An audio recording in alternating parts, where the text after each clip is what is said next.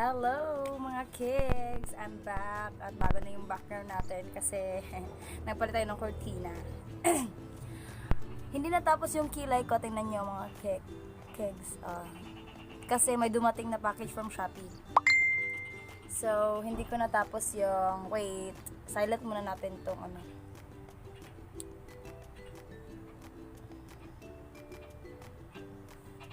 Okay. Yan. Naka-draft muna yung mga kilay natin. Hindi ba natapos? Continue muna natin bago natin i-unbox itong package na binili natin sa Shopee. Okay. Paano ba yan? Itatry ko sana kung paano. Kaya biglang may tumawag sa akin. Ayun. Hindi na siya natapos. Ganda pa naman. Nakalimutan ko na, hindi ko pa talaga tapos nakipag-usap ako sa sa baba, tapos sabi niya ang ganda mo. Bigla kong maalala, hala, yung kilay ko hindi ko pala tapos. Ayan.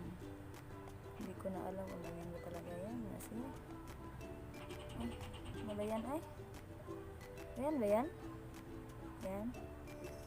Try ko lang naman. Yan lang. Drawing lang tayo ng kilay natin dyan. Yung bandang dito ko guys, parang na-cancer. Ay. Magpas.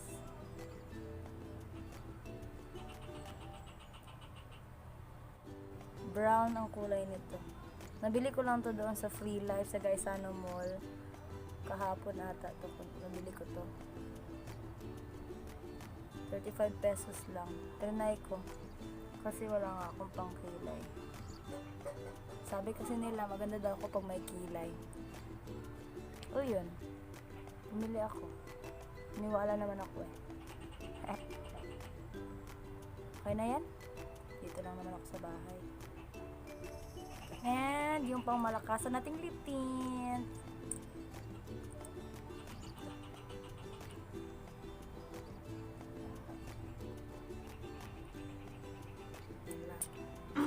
Okay na yan. Bago akong ligo. Suklay.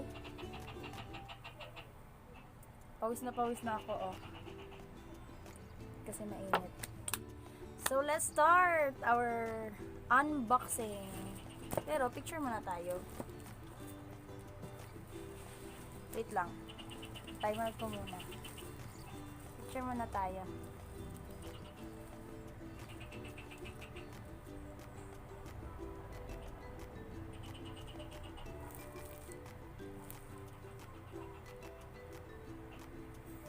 Okay, let's start from pang thumbnail lang yun. Let's start with this one, the smaller one. This were 354 pesos. Ito yung matrix na in-order ko na plancha. So hindi naman tayo pwede gumamit ng sharp, di ba? So ito na lang gamitin natin.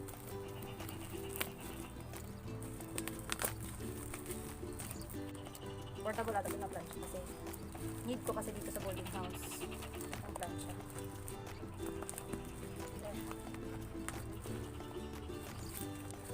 Hindi masyadong good yung pagkaano niya kasi parang yung package ay yung box niya. Pero okay lang naman kasi matigas yun.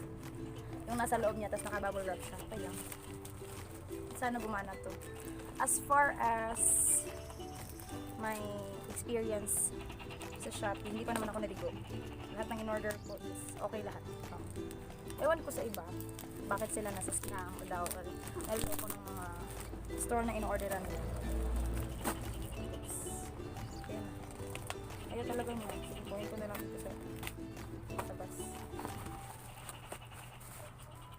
Yun nga sinasabi ko pag umorder kayo sa Shopee is check nyo muna yung may resibo pa. Check nyo muna yung ratings nila, tsaka yung comment ng mga customers na bumili na nakaraan. Kung okay ba siya. Ito yung manual niya, ay yung warranty card niya. Ayan, ito na yung item. Gustong-gusto ko yung ano niya, kasi may ganito siya. 'Di ba yung mga sulok-sulok na mga ano, yung mga sulok ng mga damit natin is mahirap pag ganun yung, basta gusto ko yung form niya. At sana gumana siya, at sana okay lang siya. 'Di ba? Kasi maliit lang siya. Try natin mamaya pag ano, kung okay ba siya. Next is, ito na yung plancha. Next is, ay pakita ko muna to. Ito siya. May volume siya na minimum to maximum nylon, silk, wool, cotton, and pinaka-last yung linen niya. Okay. So far, maganda siya dito. Next is, ito. Slangs. Shopee. Hindi naman, wag nang i-blame si Shopee kung mali yung ano, yung nabigay sa inyo. Kasi nasa sa inyo din yun, 'di ba? Pag umorder kayo ng bigla-bigla, na hindi niyo tinitingnan yung seller, yung rate ng seller, loko talaga kayo. Pag 0 rating pa yan, mahirap talaga yung order. Kasi wala pa silang ratings eh. Umorder kayo ng may mga comments na marami nang nag-order, tapos yung mga feedback na nag-order. Diba? Para, ano siya. Ito pala yung inflatable bed. Yung inflatable bed na single.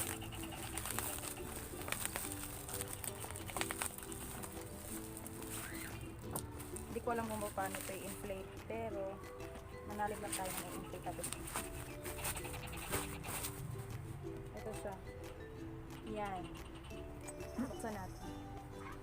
Ano ba ito? Close pa siya, hindi pa siya nakasil siya lahat. Sarado siya, hindi siya naliluksan. Saan ba ito? So ito yung may texture siya sa labas. Ayan natin. Wala, silyado lahat siya, para siya naka-glue eh. Open na natin dito sa gilid.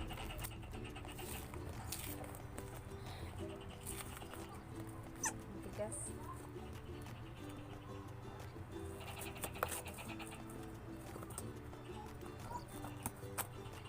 Ayun. May ano siya. May repair patch. Pag nabutas, lalagay mo to. Ito, parang ganito niya. Ano, ito ba yun? Oo, may nakadikit sa likod niya, hindi klaro eh.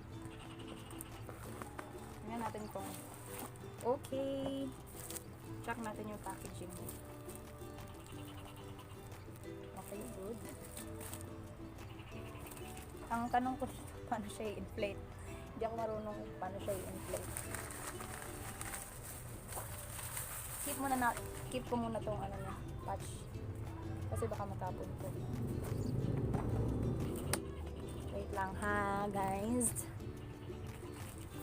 Buksan natin.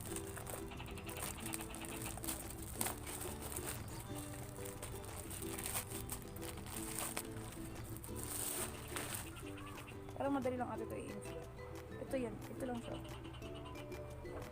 Malaki. Paano to?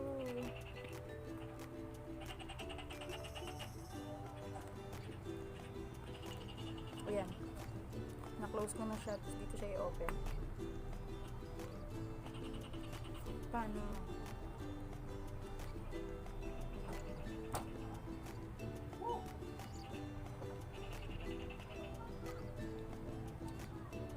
Okay.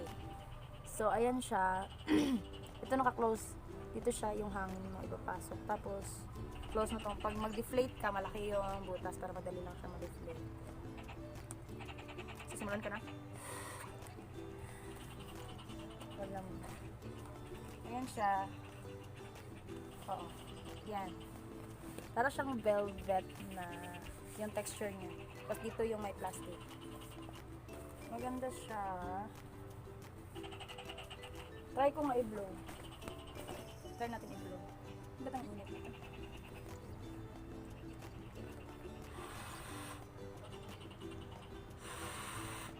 Ayan. Huwag na lang. I-fade ko na lang to doon. Pero tingnan natin kung may butas pa. So, yun lang yung unboxing natin. Dalawang items lang from Shopee. And kumain din ako ng leche flan. In-order ko from Justin Sumiliyaki sa FB page. Dineliver niya, 50 pesos lang free delivery na. Thank you so much. Very yummy. May cheese sa baba at sa taas. Masarap siya. Creamy, tinipid, ingredients. Ayan. Thank you so much. Yun lang. Don't forget to like, share, and subscribe to my YouTube channel and also to my Facebook page, Inday Kabang. Inday Kabang. Thank you so much for watching. Bye!